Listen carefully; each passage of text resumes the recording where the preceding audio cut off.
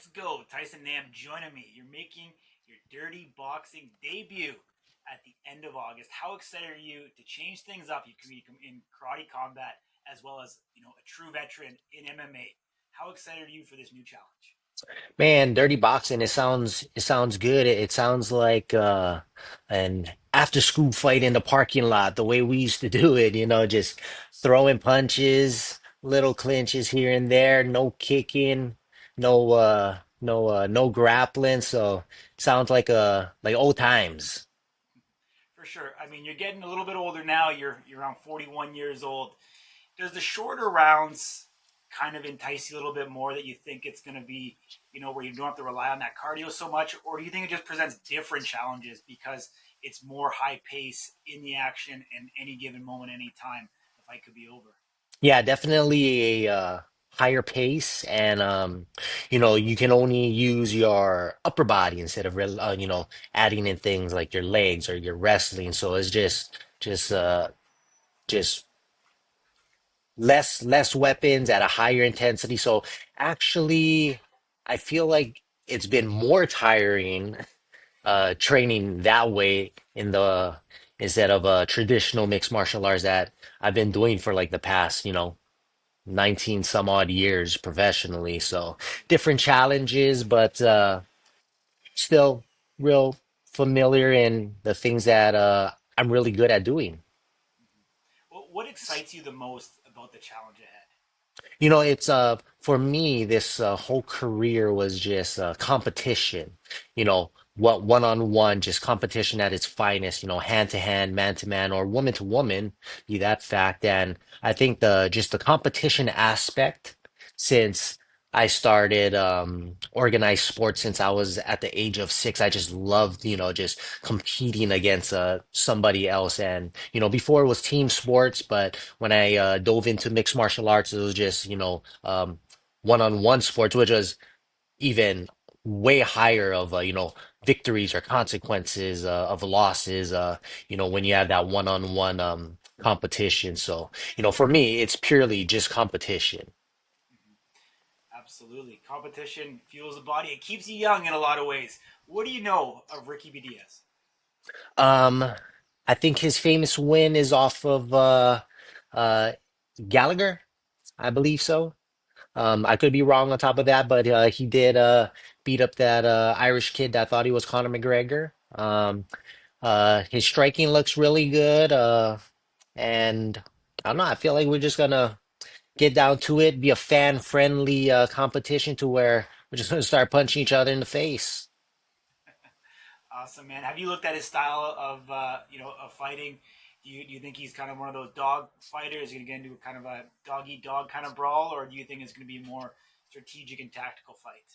Well, with mixed martial artists, I feel like everyone's got that little bit of dog in them, you know.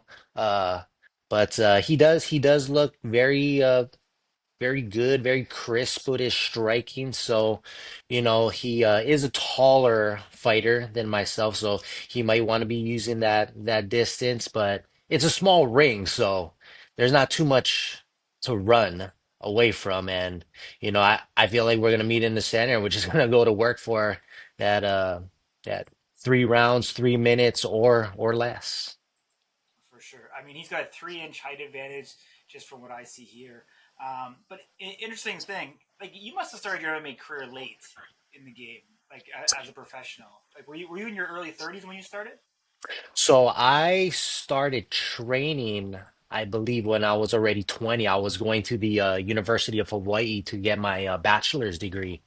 And yeah, it kind of started off as like a hobby. And then I was kind of good, and they said I should do some competitions. And here we are today. Amazing, man. Yeah, I mean, you definitely seem to, be active. Like how did you get involved in dirty boxing? Was it Mike Perry? Was it John Jones? Like, how did one thing kind of lead to the next to this opportunity? Well, it's really hard for me to get competitions right now since I'm a UFC veteran, so majority of shows outside of the UFC, I'm gonna have a lot more experience than other people. So, and even like the up and comers, that are being looked at by the UFC, it's hard for them to say yes. Hey, let's go fight Tyson Nam and get into the UFC with a high chance of losing, right? But just me just going around social media like I just want to compete, that love for competition like I was talking about. I just want to compete. It didn't matter if it was MMA, karate, combat, dirty boxing. So I just started shooting out some messages, and when the fish took the bait, and here I am going to make my debut at Dirty Boxing 3. Amazing. I mean, your fight camp for this, how much different has it been? And has the team that you've been working with kind of embraced the rule set of dirty boxing? Our striking coach, Ivan Flores, he's a genius when it comes to striking. He trains with he trains some of the fighters. You guys may know him as Max Holloway. So if he's good enough for Max, he's good enough for me. But he's truly a student and a genius when it comes to putting together you know um. uh, plans on how we should go about the fight. So whatever he says, I trust in it, and I try to practice it to a T, and hopefully it comes out uh, as expected on August 29th.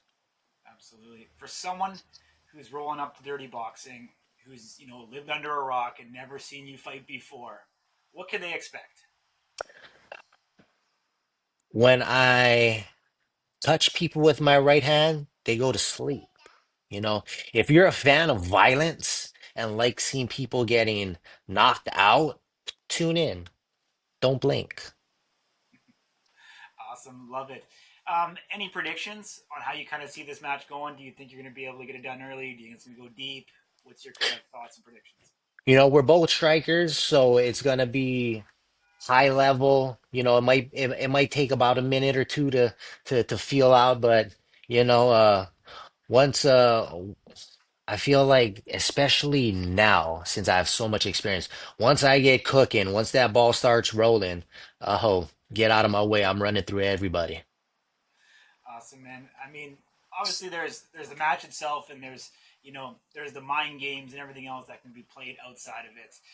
Do you have any crazy stories of a match of something you've either done or something that your opponent has done to try to get under your skin before the match actually happens?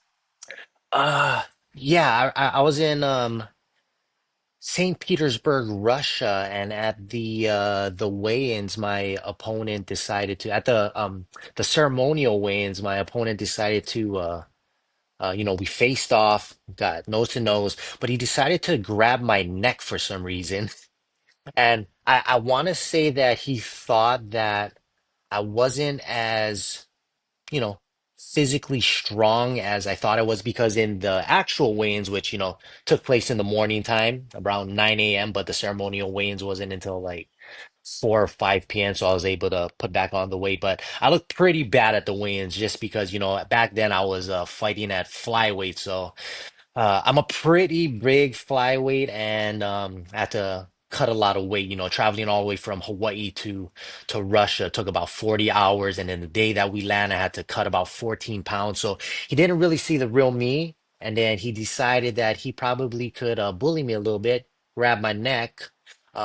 But when I grabbed onto his arms and I pushed him, we're standing like on a 6, 7 foot stage. And if there was not about three guys standing behind him, he would have flew off of the stage. I don't know what would have happened if he flew off of the stage, but yeah, I was ready to just, commit a 187 right in St. Petersburg, Russia back in 2018.